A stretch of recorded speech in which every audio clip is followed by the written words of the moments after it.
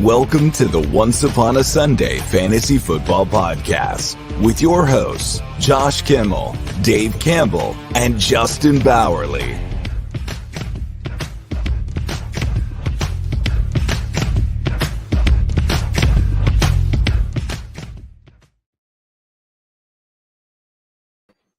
Once Upon a Sunday Fantasy Football Podcast. This is your guy, Josh Kimmel. Of course, every single Wednesday night we are here, and tonight we have a special show. We will be doing a redraft, or just rundown. Last week we did Dynasty. We talked about how that's different from a redraft. Well, tonight we'll be talking about a redraft league and strategies, some in-depth talk about redraft. I'm super excited for tonight's show, but I can't go anymore without bringing my guys in. Producer Justin at Viking Dave. What is going on, my guys? Bro, what's up? I'm trying to get close enough so you can see me. Apparently, I'm standing in the dark. It's gonna be one of those nights, but it's gonna be a fun night. But before we get to everything, I gotta throw some plugs in there. We do have a special guest tonight. We will bring him in shortly, very very soon, guys. So if you're here for him, trust me, he's coming in. He's bringing in the ratings. Love to see it going. But make sure you follow us. Bring in any ratings, because if not, I don't know if we need this guy. Hey, we're doing ratings like Tony Khan, baby. God. That's what we're doing. So follow us at OUSFF Pod everywhere: Instagram, TikToks, X, Facebooks. If you do that still, make sure you go to .com. Yeah, make sure you go to our website, OUSFF Pod. We have articles coming out left and right. We have a great article coming out pretty soon by our writer Sean, which I'm going to read, and I'm super excited to read. I'm not going to tease it because I don't want to. What are you laughing at, Dave? I mean, all right. It doesn't matter. We also have a live auction draft going on right now. So if any of us are actually, distracted, it's because we're making bids. Producer Jacob's not here tonight, and let me go. I'm coming for you, Jacob. I know you're watching. I'm coming for you. And when Marvin Harrison is at less than a minute to go, I'm pressing the button. I was going to do the same thing. Well, we're in it together. 5 hours from now, you guys going to be up at 1 a.m.? I have an alarm set. You don't think I have an alarm set? Dude, he screwed me over on Neighbors, and I'll never forgive him for it. You know what? I never forgive it. I like it. Do it. Justin, do you want to talk about Super League, or do you want me to skip it as well, like we did last week? Charity Best Ball League, we have signups. You can sign up for it at OUSFFPOD.com/Super League. Just go to the website, click Super League, register for it today. Best Ball Charity League for the Children's Miracle Network. So sign up today. All right. Do you guys want to bring him in? Or the next day? Do you guys want to bring him in? Yeah. All right. Without further ado, let's get our guy in here, JT Brew. You can follow him on Twitter at JT Orange. You should know him from Fantasy and Frames. He's a ranker over at DL Football. He's also in Dynasty Pros FF. Man, how do we get such a good guest? Like, what happened, Justin? I guess you guys just lucked out. Got me tonight. So I appreciate you guys having me on. Thanks. This should be a fun show. I network, Josh. That's what happens, man. This is why people like me and not you. I network with other fantasy people. So I was watching Lego Batman with my son a couple nights ago, and Good Cop, Bad Cop. Have you guys seen Lego Batman? Absolutely. No. Yes, I'm literally bad. Like, nobody likes me at all, which is fine. It is. I know my role. Everyone loves Justin. So we just play that role perfectly. I drag people away, and he drives people to us, and we're just like met in this little middle. I don't know what to do. And then Dave is here. And then Dave is here. He gets no love. Dave gets no love on this show. That's the sad thing. I don't need any love. I'm good. What happened? Where's your microphone? What happened to the setup? What did we do today? I told you I'm trying to get closer to my router. I thought apparently my computer doesn't have I was going to move it back, but I didn't feel like it was too late. I was trying to plug it straight into the router, and I realized my laptop doesn't have one of those, whatever they're called. Doesn't have an Ethernet cord. I had the same thing. I put my new router right next to where my computer setup is, because I did the same thing. I tried to get an Ethernet cord. I'm like, wait, my laptop doesn't have a Ethernet hookup. That's the only reason I moved over here. So. Got to get you an adapter. Yeah, I have a Dave, USB-C to Ethernet adapter. No, it's good, Dave. I'm glad you're here because it is an off-season show, and it's very rare to get David on a off-season show because he doesn't think off-season is significant, which he's wrong on that because we got rookie drafts going on right now. We have news. We got all these awesome videos of players being awesome, which they'll never be awesome in their life, but we got the videos for now. But let's get into the main topic of the night because I'm excited. JT, my first question is because we had a sheet and guests can sign up where they want to go on each show. Why did you pick Redraft and Keeper League? Are you an expert on this situation? I've been playing Redraft Keeper forever. I talk Dynasty all the time, and I've just been doing Dynasty rookie stuff nonstop for about 2-3 months now. So I was like, hey, Redraft Keeper kind of sounds good. Let's get a little bit of that talk in there because sometimes I get doing Dynasty so much the whole year. I get to Redraft season in August, and I'm like, I got to change my brain because I'm like, I'm thinking rookies. I'm thinking all the young guys I like. And I'm like, oh no, this is Redraft. Like, draft the studs, even if they're old. Like, what are you doing? So I have to like get myself in that. So I was like, this will be a good one to kind of get myself going because I'm in a couple best ball like charity auctions right now for Fantasy Cares, eliminators, stuff like that. So I'm like, it's a good time to talk about redraft because that same thing kind of like best ball with redraft. And then I always like talking keepers because I know a ton of people do keeper leagues, and I always like to talk about kind of some of the different options I do in my leagues that I run, and kind of see what everybody else does because I always think you can find some cool new ideas from other commissioners. Oh yeah, that's awesome. Always like when you go to a league, you pick something over here. I know when we just set up an auction Devi, which is Dynasty, obviously, guys.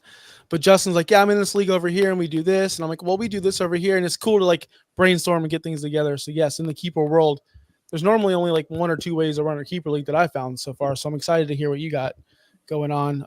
But how long have you been playing redraft? Because I know Dave's a dinosaur. You can tell by his technology. But he's been playing since the newspapers. Have you been playing since the newspapers? I was not a newspaper guy. I got into doing it in college when they first started coming out with like CBS Sports Line. I worked at a newspaper. I was a journalism major at the University of Missouri. One of the first keeper leagues I got into was a bunch of guys that worked at ESPN, CBS, a bunch of Mizzou alumni. They went from a 10 team league to a 12-team league, and I happened to be one of the guys right there. Was like, hey, if you want a guy to jump in, let me know. And I jumped in. I was probably 19, 20 at the time. So I've been playing, almost 25 years now in redraft, and did pretty much redraft exclusively in a lot of leagues till about 10 years ago, and started getting into like Dynasty, then some IDP, and kind of moving on from there. And then the last couple of years, I've gotten really big into Devi, C2C, CFF, all that good stuff as well. So I played a little bit of everything, to be honest with you. Gosh, redraft is truly the gateway to everything. I'm in all those. I'm not in these C2 things, whatever that means. I'm not there yet. Yeah, campus to Canton. It's basically a league where you have a college team on one side and a pro team on the other side, and your college team feeds into your pro team. So it's basically 2 leagues in one. You play through, then whenever your college guys graduate. So like this last year, really awesome. I got Marvin Harrison was on my team. Bowers was on my team. I had all these guys on my college team, and now I automatically get them on my NFL team. I don't have to worry about getting sniped in the draft. They automatically go to my team. So it's a super, super fun format. It's a little bit different, a little crazy because college is a little harder to research and look up, but there is getting a lot more stuff out there. And I'm just such a big college football fan. Grew up a huge college football fan, so I've really enjoyed getting back into the college side of things as well. Dude, we got to get into one of those leagues, Justin.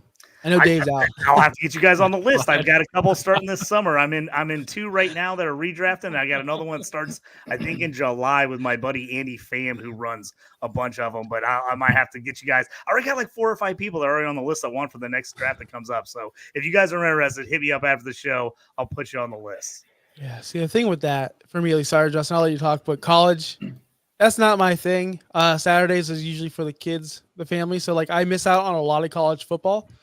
But like the late games, like the primetime games, I'm in for that. But all day, I can't do that. So I do lack on my rookie skills. I will admit that, and you guys know that. You guys know. We do. Don't laugh. We do. Well, the good thing is there's so much content out there now. You can get caught up. You can get caught up. It's nice.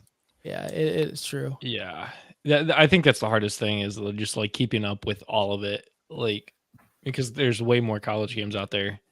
Oh God. Yeah, it's a lot. College is a lot. There's a ton of stuff going on, but that's my whole my whole weekend is high school football Friday, college football on Saturday, NFL football on Sunday, Monday with Thursday night games and college and pro too. So during football season, my girlfriend hates me, but it's all right. So I got to give them the time once it's non-football season now. And she's like, I thought you were going to have less stuff to do. I'm like, the draft's almost over. Then I'll have more time. And that's how it goes. All right, let's get into the meat of this whole situation, the redraft situation. Dave, I'm going to kick it to you real quick because I played with you the longest out of anyone. I think I started playing with you when I was 14 years old, maybe a little bit, 16 years old. Long time. Known you for a long time. Too long. What's your ideal? Oh, we got a mic? Bringing it in. Yeah, we're bringing it in. Mic, baby. We're here. All right, We're so here, baby. what's your ideal situation as a league setting for a redraft? Like, talk to me. Go through. Do you like a super flex? Do you like, how many flexes do you want? Like, I want your ideal situation, Dave. Probably now a super flex, just because otherwise QBs have they're not worth anything. You can wait till last round and pick up a good one. I like to have a couple of flexes, probably like 2. The smaller lineups at this point, I've been playing so long, it seems like everyone has a really stacked bench, and if you play shorter regular lineups, you can just draft a really good team or even an average team, and if you have a couple of really good players that will just take you to the finals. Like, you don't have to have any depth, you don't have to do any kind of research. I've seen people just draft a team and then not care just because they did have a decent draft, but you don't have to make changes. You don't have to find the guys that are the league winners are usually the guys that you can find later in the draft, and that's where I think the skill comes in. So that's why I'd rather have a couple, a little bit more depth in the lineups. So you want like 10, 11 players on like that starting run? Yeah, 10. Like solid 10. That's solid. Yeah, that's the majority. That's what one of our leagues are playing. Yeah, it's like 10. Yeah. Justin, I know I don't play many redrafts with you. Does that seem about right? Because I prefer, like Dave said, a larger lineup, like 10 players, 2 quarterback or super flex, whatever. And because that leaves, like Dave said, you have too many great players sitting on your bench. It's easy just to interchange them. Yeah, I agree. And it makes makes free agency lame if you have short rosters and stuff. I do like having a larger starting lineup because the good people that find people late in the draft, or the good players that find good players late in the draft, are typically better because you can actually fill those rosters out better. But yeah, 10's probably about a good number there. Yeah, super flex. I prefer super flex as well. Most of the redrafts I'm in, they are I say beginner fantasy players because all they do is play redraft, and it's like 1 league or maybe 2 leagues. That's all they do. So it generally has kicker and defense and 1 QB and 2 wide receivers, 2 running backs, a flex and a tight end. And I'm just like, guys, expand your knowledge. Like, expand. Just do a little bit more. So yeah, you got to get them in there. Like little, like I know that our home leagues, we had a come on guys, super flex, like many years. Come on, we got to get rid of this defense. Then all right, we got to get a kicker.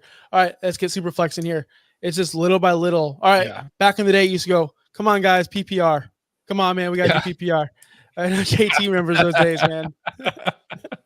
Yeah, I remember really one of my first drafts. It was a touchdown dependent league. Basically, you only got points if you went over 100 yards rushing or receiving or touchdowns. That was it. There was no way to score. I took Marvin Harrison, who's my all-time favorite Colts player, my all-time favorite player. I took him with the number 2 pick, and you would have thought all these old dudes in my league were going to lose their mind. They're like, how do you not take running back? Like, you have to take running back, because this league was just running back, all the way through for like 3 rounds. Everyone just took every running back for touchdowns. I was like, but Marvin Harrison catches a ton of passes. He's going to get 100 yards receiving. I want Marvin Harrison. And they just thought I was insane. Of course, I won the league, but they thought I was crazy because they're like, why wouldn't you take all these random? I'm like, because this guy is like going to score a couple touchdowns this year and do nothing for me most of the time. So it is interesting, but I had to throw that little tidbit in there when that was the old school, no yardage, no points per reception days. And I remember in one of those leagues too, was like, oh, quarterback doesn't matter. It's 1 QB. And I both my quarterbacks got hurt, and for some reason in this league, everybody hoarded QBs, and I don't know why in a 1 QB league. And I just was like out there in desperation mode, picking up like the last starter in the league because everyone had like 3 quarterbacks rostered, and I was like, why do we all have 3 quarterbacks rostered in a freaking 1 QB league? But then that's where I got myself screwed because, of course, everybody else did, and I didn't do it because I'm like, what are you guys doing? And then my quarterbacks all got hurt. So that one, I felt the pain on that one that year. That's so irritating. It's still to this day. Like I'm like, what do you? I can't believe because I had a really good team and my team just fell apart because I had no quarterback. I can't even remember who I ended up playing, but it was some terrible, end of the line backup who I picked up at the end of the season. It was awful and just ruined my team. Backing up that, me and Dave do a lot of live drafts in person we have like maybe 3 or 4 home leagues. And every time back when there were 1 quarterbacks, we would laugh. We would just smile at each other. Whenever someone took a backup quarterback in the 9th round, we're like, that's awesome. Like, this is good for us. But it would always backfire. Like, we would never have the backup, and it's miserable. But I never did it. I always waited to the very, very, very, very, very end, take a quarterback. And now that we're all in super flex leagues, it's getting a little harder. And we're to speak to the evolution of the game, because like we said, we went from non-PPR to PPR. We went from every 10 to your league to every 10 yards is a point instead of the decimal points. I remember having to pay for Yahoo's game, whatever, $9.99 a year to even get live scoring. But now we're into decimals. Like, the game keeps on evolving and continues to evolve. Tight end premium, like all these things. Like, what is next? Like, what else can we do? Does anyone have an idea? Because I just can't see what else is going to become a stat or a scoring system. I can't see it. You can do all kinds of things. I tell you what, and I'll just jump on this real quick. The reason I play in a lot of redraft leagues, and people are like, why do you even play in redraft when you're in like 25 dynasty leagues? And the reason is I've been in most of these leagues for like 20 years. I can't like give them up now. It's like I got to stay in them. But I like the idea when their scoring's different, the lineup's different. I like where you can go in and draft differently in every league and still have a chance to win. To me, if I'm in 10 redraft leagues and they're all the exact same scoring and the all exact same setup, then I'm like, it's like you're just playing against yourself, really, because it's like, where do I draft? Where did I get lucky? Did I get the first pick? Did I get the 12th pick? So I like the different scoring systems. One of my favorite scoring systems, and I won this league a ton of times because people didn't look up the scoring ever, and they ended up changing it. It pissed me off. But we had an out of element league where if you were like a quarterback and you ran for a touchdown or you rushing yards, it was worth a bunch more points. If you were a tight end, your tight end touchdowns and tight end catches were worth a bunch more points than what a wide receiver would be. If a wide receiver had a rushing touchdown or rushing yards, they got bonus points on those. So having like third down backs that caught passes and possibly caught touchdowns was like a big thing. So it was a fun league because the scoring system was way off. It was not weighted very well at all. So like I would go tight end a lot of times on my first 2 picks, and people were like, what are you doing? But with such a high, you only had to have like 35 receiving yards to count for like 8 or 10 points for a tight end. And then like a tight end touchdown was worth like I like these ones too, bonus. So it was like 6 points, but then every yard that the touchdown was like a bonus point. So like if it was a super long touchdown, you could get like a 15, 20 point touchdown. So it's kind of crazy. So I love that league because it was like so different, the type of league. But like eventually enough people complained because they couldn't figure out what scoring was. And they're sucked all the time that they're like, oh, can we change it? And they went to like a normal scoring system, which totally sucked. And I wanted to drop the league. And I kept telling myself every year I was going to drop it for like 5-7 years. And I just couldn't because I kept doing well. I'm like, God, I keep winning. Why am I dropping this league? So, but there's totally different ways to do it. But I like the variety.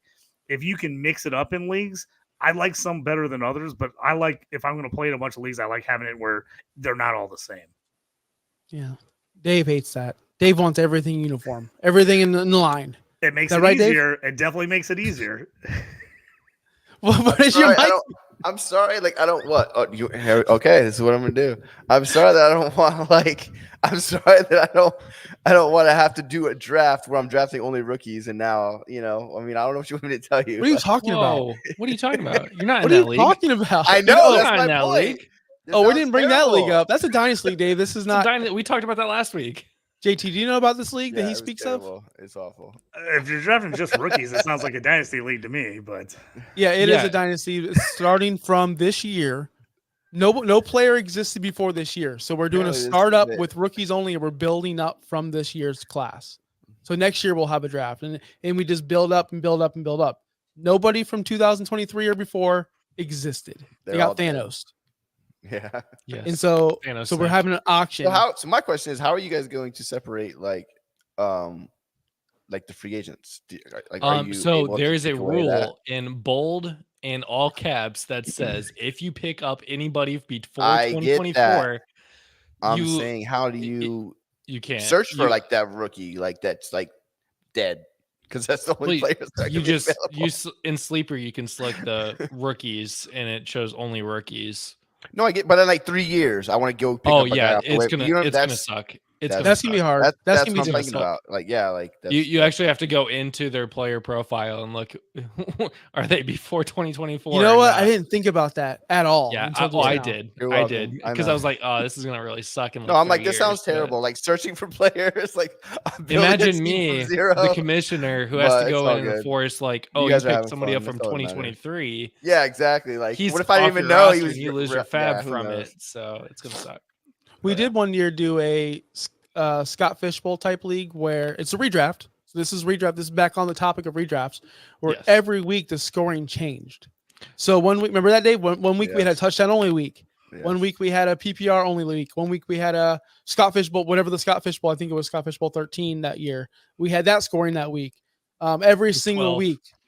That was really 12. It hard. was 12. It was, That was it was the year really before difficult. I started. that is that's a lot of work for a commish right there, Oh, man. yeah. Ooh, that's a ton of work. It We was should the do worst. that again this year, though. Because when you change rosters on, or when you change settings on Sleeper, it doesn't just change it for that week. It changed it for all the weeks. So So if you realized change it, it, and you had to go like, yeah. so I had and, to like, manually do scores manually. every single week. It was was a lot of fun though. I love the touchdown only week. That was by far my favorite week. terrible. That was by far my favorite week. So anyway, back to the roster situations. I want to know from you, JT, what's your opinion on kickers? Because I know Dave's, I know Justin's, and what's your opinion on defenses? Are they needed anymore in 2024? I'm out on kickers and defense on Dynasty. I just don't want to mess with them. And I'm in a couple of leagues that have them. It's weird scoring, so it actually is kind of cool because it makes the defense and the kickers worth something. I don't mind the defense and kicker on redraft because I feel like redraft's a little bit different beast. You know, people are kind of used to the kicker and the defense, so I don't mind it so much. I don't like when they just don't count for anything. So I'm always in favor of adjusting the scoring to make them a little bit more valuable. Like I said, that one weird league I told you about scoring, we had crazy high defensive scoring in that league. And I tell you what, every year I took a defense in the 5th round and people were like, what are you doing? What do you do? Because all they'd ever read was don't take a defense to the last round. Well, this league, 1 to 3 defenses would finish top 10 or top 20 overall in the entire league in scoring every year. So I'd look through the roster like, okay, who has a terrible schedule? What defense can absolutely dominate? And my defense would be like one of my top 2 or 3 scoring players. So I like it as long as you can adjust it to make it worthwhile. If you're playing with a defense and it scores like 3 points a week, like 4 points, even if they have a great week, then I'm like, what are you doing? You know, to me, it doesn't make sense. I don't mind kickers. I know there's a lot of people out there who hate kickers. I actually have a dynasty league with a kicker in it. It's kind of crazy, but redraft leagues, I don't mind it just because again, for me, it's a little bit something different. I don't mind the kickers. They're scoring points too. I know it's really random and you're just taking your chances on the kickers, but I don't mind them as long as they're worth something. I mean, if every kick is not worth, every kick's worth a point, then it's like, why are you even wasting your time with it? Interesting. I prefer the every kick as a point because, man, I don't play in any leagues anymore, but it's so frustrating when you lose by 7 points and you realize the difference between your defense and kicker in our the difference is like 8, like whatever. It's like really I would have won if I didn't have this random 2 things. Like, well, the thing on kickers you got to be careful too is like you want a good offense, but you don't want too good of an offense because you don't want to be kicking extra points the whole time. You're like, oh, I got to get a guy that's going to kick a lot of field goals. So it's like a little. That's what I'm saying. It's like at least if it's worth a decent amount of points, there's some strategy involved. So I'm in anywhere there's some strategy involved. That's what I like. If it's just like, oh, just go down the list. You take this guy, take this guy, take this guy. Then I'm like, yeah, what's the point of doing it? I like anything where you have to think a little bit and you can't just go off of just a plain sheet that says take this guy, then take this guy, then take this guy. So that's what I like because you get those people that just take it off the sheet. And I want it to be where you have to be able to actually think for yourself and make some adjustments. Yeah, definitely. Hey, Dave, what are you feeling about kickers? Fuck kickers. Oh, whoa. Not a kicker fan. I have a lot of people I know that are not kicker fans. It's just they want kickers boring, like you said. Like there's no point in it. Like, yeah, you have a high scoring team and they score like 14 points. Oh, they scored 35 points. I still only got 5 points for my kicker. This other guy's got a bum, but they got stopped in the red zone 5 times and he got 21 points from his kicker. Like, there's no strategy. I'm sorry. There's just not. It's luck. It's more luck than the strategy, in my opinion. I agree. And I like to minimize luck in fantasy, although I know that the luck factor is there. Like the worst, I'll tell you what, and I know all of you have had this beat in your life multiple times. The Monday night game where they're doing the pitch back and the whatever, is on and that, then the defense scores it, and then bullshit, defense picks it up and then you lose because of that. I've lost on games like that. Yeah, of course we all have. I won a championship one year on it was the championship game. And I'm pretty sure it was 49ers and Falcons. It was a Monday night game. Oh, yeah, it was. Matt Ryan threw an interception on like the second, like less than a minute left because they were down by like 14. And it got returned for an interception just because he was throwing it around. And maybe it got tipped. I don't remember. But on less than a minute left, I won the championship because my defense got a pick 6. And that was pretty awesome. That is sweet. I won an IDP league. What was it 2 years ago when that Raiders New England game where they were throwing the ball around and Chandler Jones got it and ran it back for a touchdown. I had Chandler Jones on my team in an IDP league. I was like, yes, it was like worth a ton. It was like 20-point play. I ended up winning in the playoffs. It was fantastic. Nice. But yeah, the other guy was pretty pissed when he saw that happen. It's great if it happens for you. It's the worst if it happens against you. There it is. There he is. This is my favorite play in the past 10 years because I hate Mac Jones so much. And I laughed for like an hour straight when it happened. And my buddy got me a bunch of these cards for my birthday. And he put that in there as like a joke. Like, hey, remember this? And at first I'm like, because it's full of Dolphins. I'm a Dolphins fan. And it's full of like, whatever, Zach Thomas and Dan Marino. I'm sitting there going, why did he give me a Raiders card? It makes no sense. And then I see Mac Jones. I'm like, yeah. That's fantastic. That's a good friend. It's still the funniest thing I've ever seen. Anyway, where was I at? All right. Now, how do we do redraft? There's many ways to do it. The snake auction. Of course, there's third round reversals, what we do in Scott Fish Bowl. Have you heard any more? Is there any other strategies? And what's your favorite? I'm going to open this up to Justin because he has not spoken in like 20 minutes. Go on, Justin. What do you prefer? You're doing your first auction. I know it's not, the way you imagined it, but you liking it so far? Or do you just like to stake your snake? So once the 24 teams got up there, or the 24 players got onto the board, I like it now. Actually, while you guys were talking, I was just bidding on a couple people. Wow, I just see that. I just updated my phone. Damn. So it is interesting. I think for Dynasty that works. For redraft, I could see it working if you make it fun. So for instance, like I'm doing an in-person redraft league this year that I'm trying to put together 12 teams. So if JT wants to drive to Indy one day in September, maybe he might be on his team. But one of the things that I might incorporate is a redraft or is an auction, but like we have poker chips instead, and you bid your poker chips or something like that. Make something fun of it. Live auction.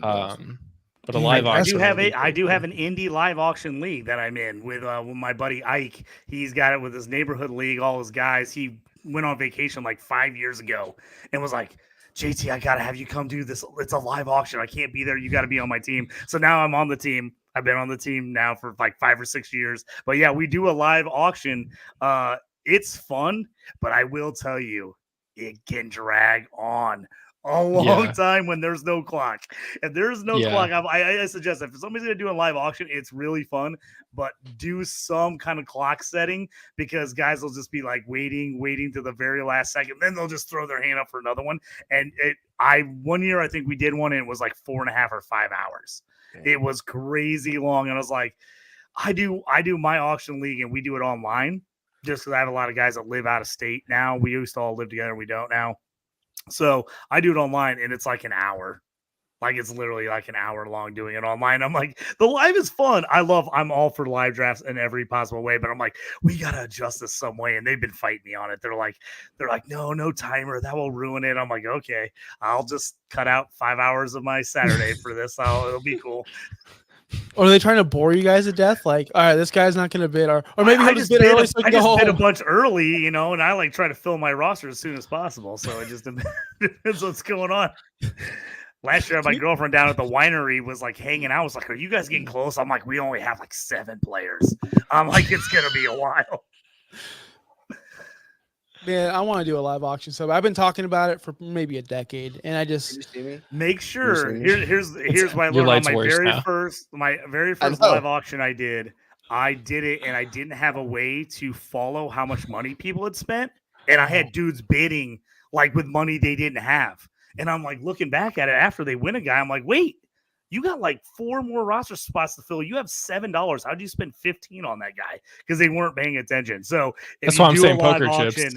You got make sure you have some kind of something in place that someone's paying attention or writing it down and keeping it a track because I wasn't. I was doing the auction and everything else, and I wasn't like necessarily keeping track. And guys were just bidding with money they didn't have, like left and right, or bidding like up, and they're like, "Hey, I have 6 roster spots to fill. I only have $7 left. I can't spend more than $1." And they're like, "Nope, $10 on that guy." I'm like, "No, you can't do that." So definitely, it's fun, but definitely put in some some barriers to make sure it doesn't get all screwed up. Yeah, clocks and live snakes or auction are a must. I realize that because you think you have your 11 of your best friends in a room and it's gonna all go smooth. And the next minute, you have Zach Blobner over here taking 15 minutes deciding between, whoever, Laviska Shenault and Ronald Jones. He's like, what should I do? 15 minutes later, he just puts up a second player that we never heard of. We need a clock. We really need a clock for some people. Not everyone, I bet some you if we all 4, we would all, once it's not my turn to pick, I already got about 5 people I want to get in there. And I believe we all probably do. We just go make our decision when it's our time. Yes, there's some times where we sit there and we wait, but man, I've been at drafts, like you said, JT, for 5 hours. I actually left the draft for the first time in my life, like 3 years ago, just left. Like I can't be here for another 8 hours, guys. Draft of my life. Oh my God. I love drafting. I love live drafts. So when I'm complaining about it taking too long, that's a problem. Yes. That's what I want to do. I want to hang out there. I want to hang out with the boys. I want to drink. I want to have a good time. But you just forever. When it's forever, it's just brutal. You said it perfectly. That's exactly how I feel. I did. Thanks, LA Knight. That's for my wrestling podcast. If you want to listen to that. But anyway, back to the good old. Yeah. How do you like to set up your draft order? There's many ways to do it. People like to do like these obstacle courses or like games or just randomize 100-yard rush. What's the best way to do it? I'll leave it open to anyone. So for one of the things that if we don't do an auction for this live redraft is that we are all going to order a pizza, and whoever's pizza gets delivered first gets to pick their first spot. So it's a game. It's all it is luck. It literally is all by chance, but I've seen that. I've seen whoever gets to the house first gets to pick. As people get to your house, they get to pick their order or bid. I don't know, but I've seen people do the 100-yard dash, but actually that doesn't determine order. 100-yard dash determines the order of you get to pick what spot you want. Yeah. So we like do that I've seen too. where like, so hey, I won. Do I want 1? Do I want 12? Do I want 6? Do I want 7? Like, where do I want to go? I always think that's kind of nice too, because sometimes people would rather be at the end of the draft. So it's like, oh, I'd rather be back there. Now, if you do that in advance, it's nice because then you can do a little bit of a pre-game of like, okay, let me figure out who I want, where we're going to draft. I've done ones where you like basically show up and they do it at like right before we do the draft. And I'm like, okay, I'm just going to fly by the seat of my pants with this draft because I have no idea where I was going to be picking. So for me, I do a ton of stuff so I can easily figure out where I want to be. But man, it throws some people off that I haven't done any drafts, because I'll go to some drafts where I've been drafting for 4 months, all year, and I'll go to one of my first redraft drafts, and they're like, all right, let me get a sheet. Let me see who's on what team. This is the first draft of the year. And I'm like, dude, I'm like 25 drafts in this year already, So it's like, I feel bad for them because they're like trying to figure it out. And I'm like telling them who's the backup on this team and who's the guy on this team. So, but I think that's a fun way to do it. Also, if you're in a league, I do my keeper league. This is a way I like to, I actually do the toilet bowl. So like where you can play through the toilet bowl to win the pick. So it does, you can use it for a redraft, but I also do it in my dynasty where the teams that don't make the playoffs actually play like through and do a little tournament, and whoever wins it actually gets the number 1 pick, the number 2 pick, number 3, number 4. Just kind of those guys that don't make the playoffs, it keeps them involved. And then I'll do it sometimes if I'm in an auction league. I'll do the same thing where you get extra fab money, you get extra auction money if you win the toilet bowl. So kind of do some stuff like that. I try to do things to keep people involved that are out of it, that are missing the playoffs and that type of stuff as well. Yeah, I do want to talk about that actually. I want Dave, you go ahead and make your point because I'm going to I was clean gonna this say up. I was in a league one time, a dynasty league, and they had a 13th pick of the first round, and whoever won the toilet bowl got an extra first round pick. So that was kind of cool.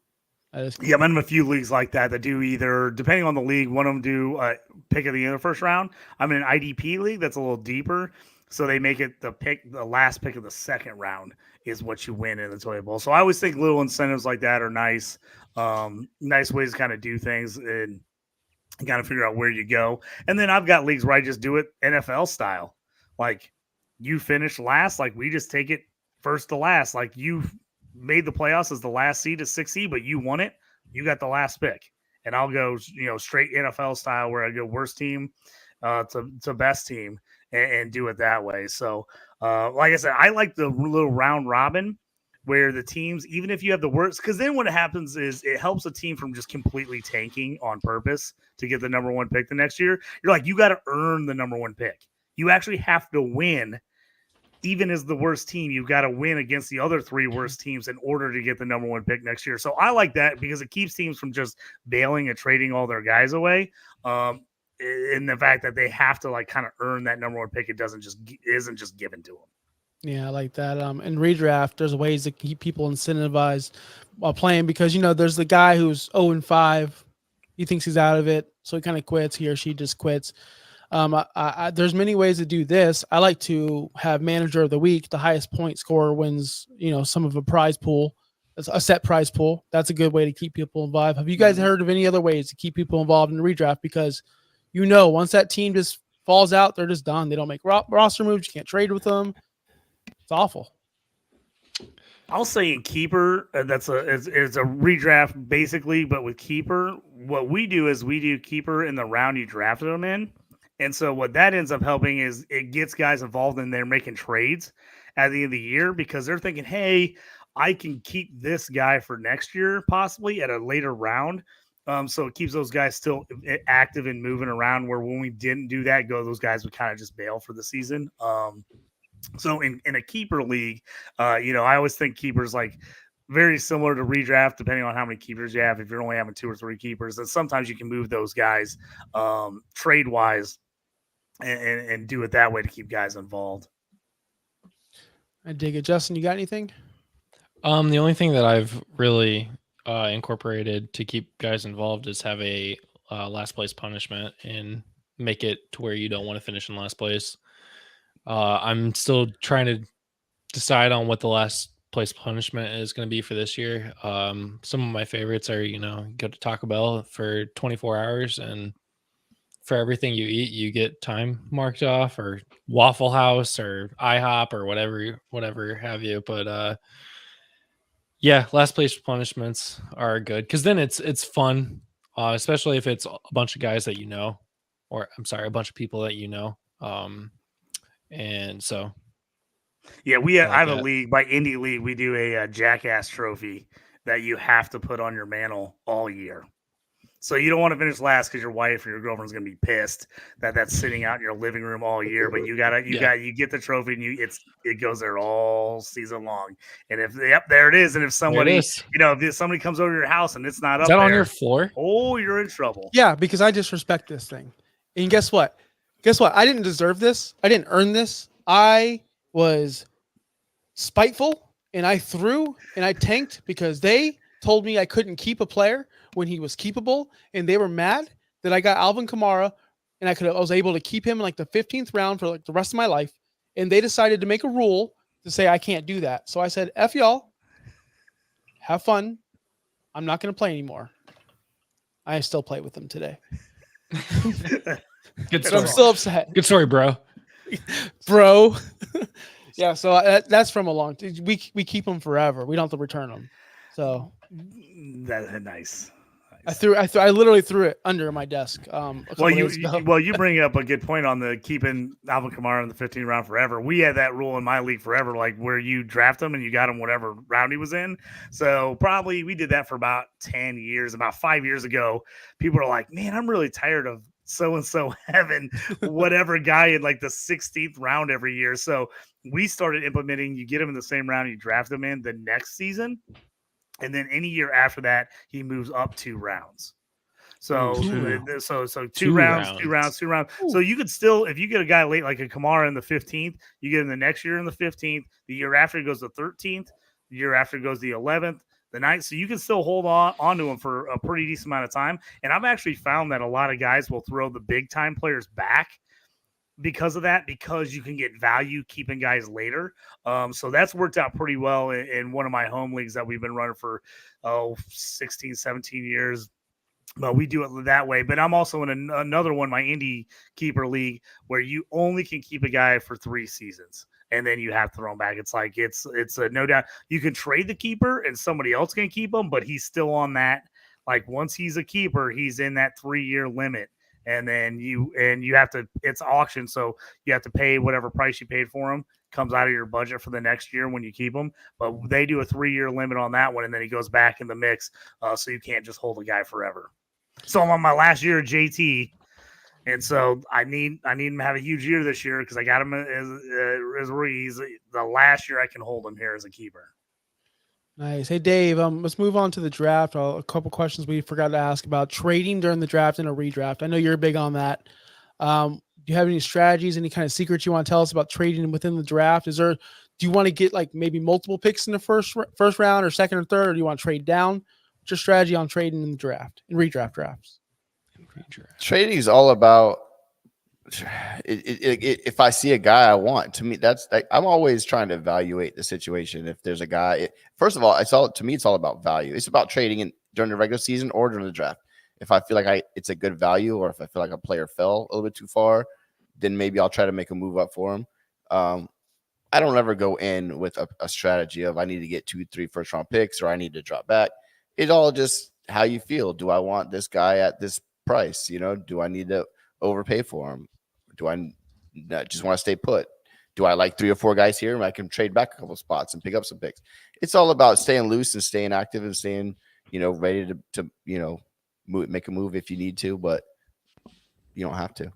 Do you guys have luck trading in redraft leagues? In my redraft leagues, like no one. I mean, I'm in one league. I don't think I've seen a trade in 15 years because it's like everyone's like, "Well, I don't want to make you better." You're like, "Well, dude, I'm trying to help your team too." No, I don't want to ever make your team. I never. The only time I ever seem to get trades done is in a keeper league where people are like trying to shuffle for like, "Oh, this guy will help me win this year," and hey, I'm going to give you this guy that's really good value for a keeper next year. That's about the only trades I can ever get done. It's so rare. So rare that I ever see trades done in redraft. It happens occasionally, but it's not very often. it's hard to get trades done in general in redraft lately. So many people, especially with Dave and myself, they'll see a trade offer come in and they'll automatically reject it or think that we're trying to get over on them, or we're. I'm sure you get it, Justin. I'm sure you get it all the time. So they won't even listen, and that's honestly bad advice. I think everyone should be tradable, or everyone should be open to even looking at an offer. The automatic no's I get are ridiculous. And Dave, I know you're in the same boat. JT, you're shaking your head.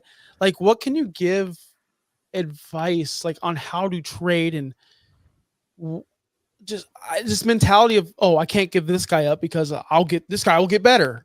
I hate that. I hate that. I think there's just so many people who just, the guys that I'm in dynasty leagues with are used to trading because they like to trade. But like a lot of guys that I play in the redraft leagues, like I said, I've been playing in like 15, 20 years. It's like 1 or 2 leagues they play in. So like they just don't trade. Like they're not, and they think anytime you're trying to trade with them, you're trying to screw them. So they're like, oh, the only reason you're trying to trade me is you're trying to screw me over. Like you would never trade me that, and that would help me too. And it's just like that mentality for some people. It's hard to get that. I've got some guys that are in my redraft leagues that now are in dynasty leagues with me, and now we will get some trades done in redraft because they're so used to the dynasty format. But I tell you what, man, if I'm in leagues with guys that don't play dynasty, it's almost impossible to get them to trade. It really is, unless you were just like losing the trade by a ton, and you're just like saying, "Hey, man, just take advantage of me here with this trade." Are you even getting anything accomplished? Yeah, Dave, you got any advice? Because I know you're big on trading. Honestly, JT, this is the best negotiator I know. He can get any deal done. He got over on me a couple weeks ago. No, I didn't. And he made me think like I won the trade. And then after I got off that like trade high, I'm like, first of all, what did I do?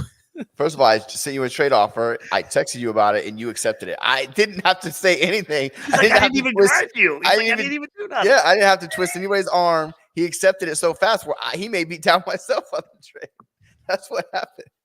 But I don't know, man. Like I'm to the point nowadays, like you said, nobody wants to trade because they automatically think I'm trying. I'll literally get a text I'll send a guy a trade. Hey, I sent you a text. They'll be like, no, I don't want to trade with you. I know you're trying to get over on me. I'm like, do you even look at the trade? Like, can you look at it before you even make your decision?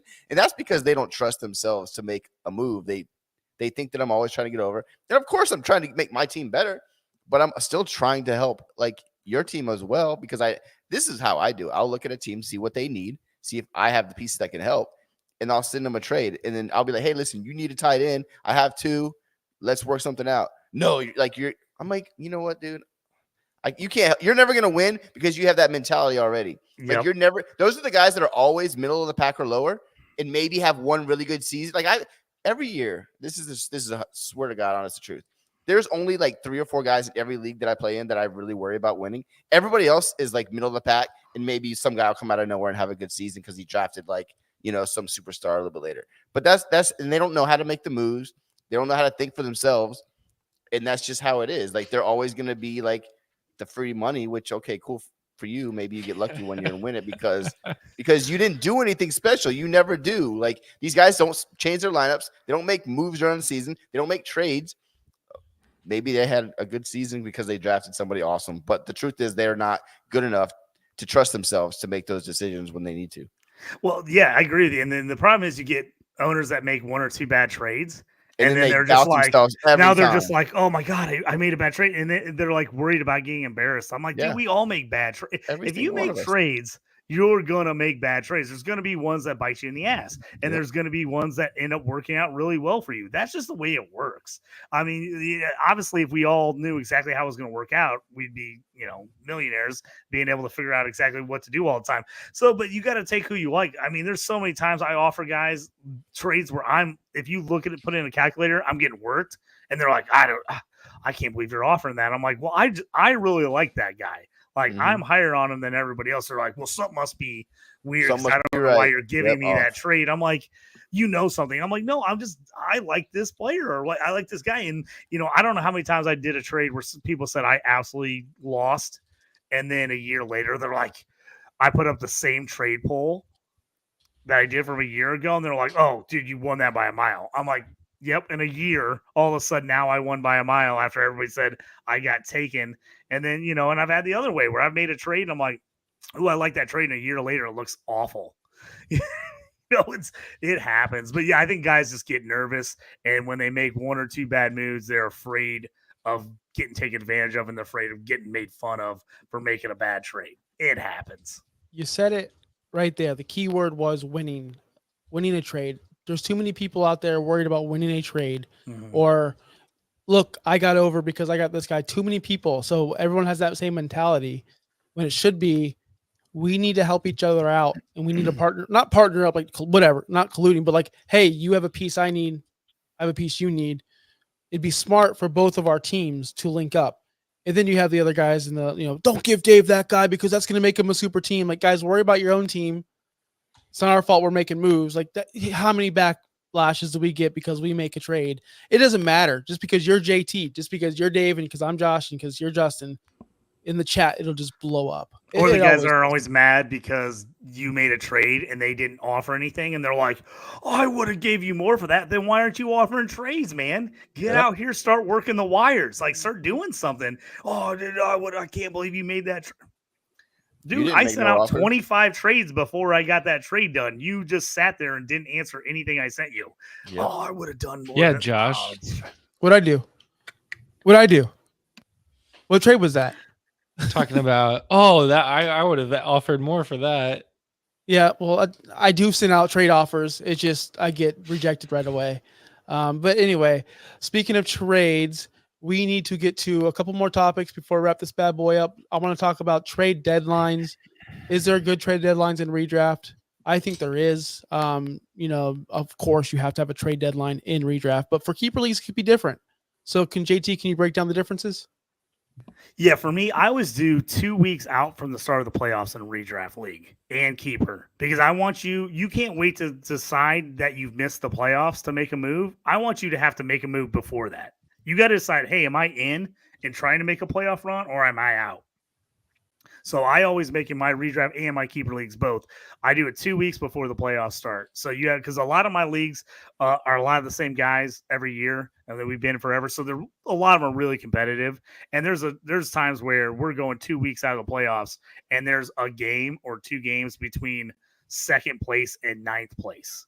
Like literally, it could switch in 2 weeks. So I want guys to make a decision right away. I don't want you to be like, obviously, if you're the last place, you can easily say, I'm out of it. Don't matter. I'm going to trade away guys and try to get keepers. But I want you to have to make a decision. I am anti-trading, like, once the playoffs start, like, especially in redraft. Like, what are you doing? You can't do that. That's ridiculous. So, absolutely no way on that. But I'm also against trading in the playoffs in Dynasty. I know a lot of people are like, no trade deadline ever, but I'm just like, I don't like it. I've seen too many leagues fall apart because of it.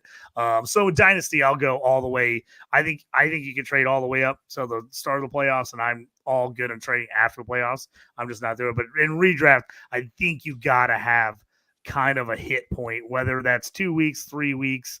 I think you got to have somewhere where you put a line in the sand and say, hey, like, guys, it's time to make a move if you're going to make a move. I 1000% agree, but I do think in the dynasty realm, non-playoff teams should be able to trade with themselves while the playoff teams fight it out. I'm down with that. I haven't really thought about it that way and breaking it, separating it out. But yeah, I'm totally fine with that. Non-playoff teams playing. I've been in a couple leagues that let you trade in the playoffs, and it became mayhem of guys just unloading teams and got this and that. And then you know what happened? Soon as teams would trade everything they had to try to win that year, boom, they dropped the league the next year. And it happened constantly. And we had one league, it was just happening over and over and over again. And finally, they just quit. They just dropped the league because it was like every year, two teams would do it. They go for it. They sell all their picks to try to win in the playoffs. And it was just a mess. So I'm not a fan of. Yeah. Hey, Dave, remember that time Sweep traded a first to get Miles Gaskins versus me in the playoffs and how pissed I was? That was ridiculous. That's when we finally made the rule. Like, this has got to stop. I think I even ended up winning anyway. So screw you, Sweep, if you're watching. Yeah. Man, one more topic before we get into this, because this is a hot topic, and especially in one of my redraft leagues, blind bids, fab, of course, rolling waivers. I think most of the topics we talked about, we could do kickers here, but no, I am 1000% against waivers. I think waivers are one of the worst ways to run a league. I got to get y'all's opinions. I don't care who starts this time because I'm very passionate about this. I think rolling waivers or any waivers in general stink. Justin, I want to talk to you. You haven't spoken in a while. As the relative newbie to fantasy football, and by new, I mean like within the last, I've been playing for 15-ish plus years. I just got into Fab last year. I like it a lot better. The rolling waivers is stupid. 100% stupid because the people that are actually trying to compete and make their rosters better are always going to be 11, 12 on that rolling waiver priority list. So one random week where a guy who hasn't paid attention at all is going to just win the top free agent because he just so happened to log in that day. I think it's stupid. I do like the Fab with the blind bids. So that's my preference now. I'm implementing that to every league that I have now. You ran a dynasty league I was in with waivers. I wanted to strangle you. We switched it to Fab after 1 year. I really wanted to fly up to Indianapolis and go, what are we doing? But we finally fixed it. Dave, I know you're in probably 0 leagues with waivers, right, Dave? Yeah, there's no point. It should be Fab. That's the most fair way. You can't argue that it's not. This is like the people that don't want to switch to Fab, because we've had leagues where we're like do waivers and we just want to switch. They're the people that are stuck in the middle. They don't have any kind of progressive thinking. They want to stick to what they know. It's easy. I can just put in I can claim this guy. I don't have to think. I don't have to think any at all. I can put in a claim. If I win him, I win him. If I don't, I don't. And that's not how it should, it should be. Some strategy. When you have Fab, do I want to spend $10 on that guy? Do I want to go all in on that guy? Make that decision. It's how it should be. I think the guys that the people that are sticking to the waivers are the same people that stick to the one quarterback, defense, kicker. They don't want to change. It's the guys that play 1, maybe 2 leagues a season. They're comfortable. They're good at what they do. They want nothing different to challenge themselves. And guys like us, we get bored with that very quickly. So it's like, all right, what's next? What can we change now? And that's why we've incorporated Fab into all of our leagues. Yeah, 100% agree. That's how my leagues are. The old leagues that are all the guys don't play with this. That's the way it is. 1 QB, kicker, defense, waivers. They don't want to change it. One thing I did implement on waivers, which is kind of interesting in my auction league. You guys might want to think about this auction league. So I do a $100 buy-in, so we get $100 for our auction. So every player's worth of real money, and then we have $50 max Fab. And every dollar you spend in Fab is real money. So that's real money you got to add at the end of the year. So if you pick up and everybody costs at least $1. So every pickup you make is $1. If you go in and buy, the number 1 wideout or running back week 1 for $25, that's an extra $25 you throw in. It makes people really think about when they want to pick up and drop people. It really does. I saw our waiver moves go way down because we were like, I'm not just going to pick up and drop defenses every week. I'm not going to pick up and drop this guy and this guy and this guy.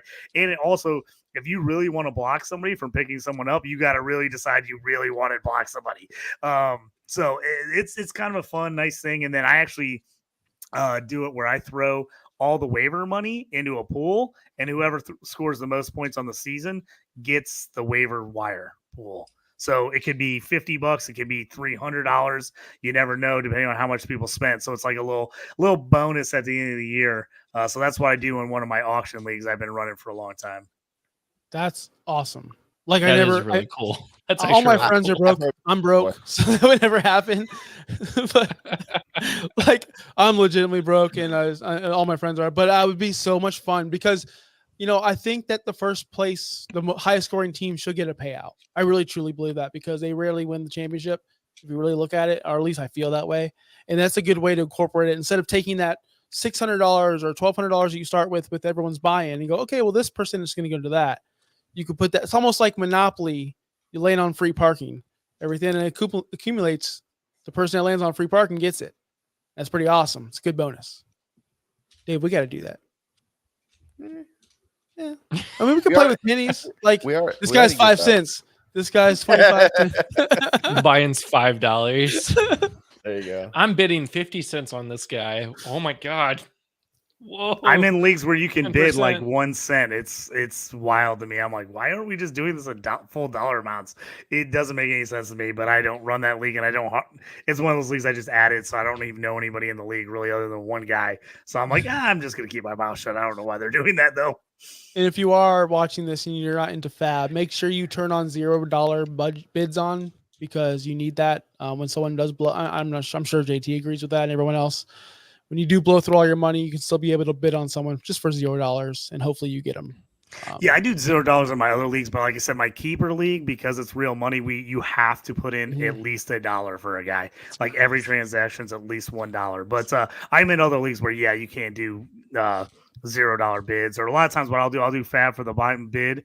We'll do ours on like a Tuesday or Wednesday night. I usually like to do Wednesday just to give guys a little bit of leeway. And then they'll run through Wednesday night, and then we'll do a first come, first serve that obviously you can put in and pick up anybody that's no fab after that. It's just like once you put in the blind bids, then you can turn around and pick up anybody you want in order after that. So that's how I do with most of my leagues. Okay, got it. Well, hey, we do have to wrap up this show. I do have someone waiting on me to do a Pokemon raid, so I am going to wrap this bad boy up. And plus, guys, it's been a blast. Like, JT, I hope you had fun. I hope Dave didn't scare you in his Batman lighting. Like, he went full he's still emo. good, man. He went from like half emo to like straight up dashboard confessional. You like, guys are acting like I'm sitting in the dark. Like, it doesn't even make sense. does he not look like he's in the dark? Compared to It the looks. three of I us. usually like sitting like when it's darker room, so it actually looks kind of nice. I mean, yeah, at least maybe his eyes hurt. I don't know. But I do want to thank everyone for watching.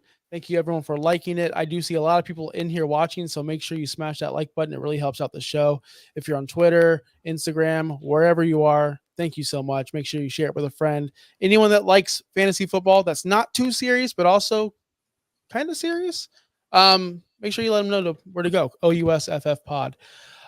Make sure you follow Justin on Taylor. Can I call you Justin? I feel so like that's so formal. Justin, JT, Right.